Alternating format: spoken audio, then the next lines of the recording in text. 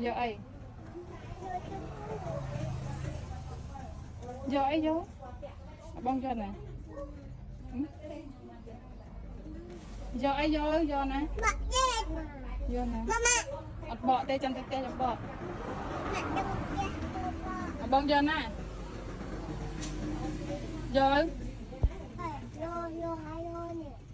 Giờ alo. Giờ sao anh nè. Hả? Giờ lấy ăn tê. Giờ ấy. Bây giờ bông trong bạn ấy với trong bạn ấy.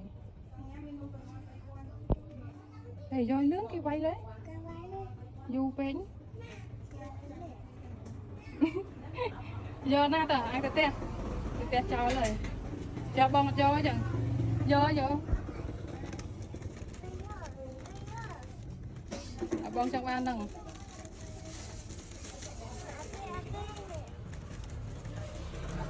Nghe lại cho áo đi. Tiền mà cũng. Bông cho ăn nằng mà. Ăn mấy gì. Làm chia tâm tình làm mà sao nuôi. Ăn môi mặn. Nó buôn con là mua rồi.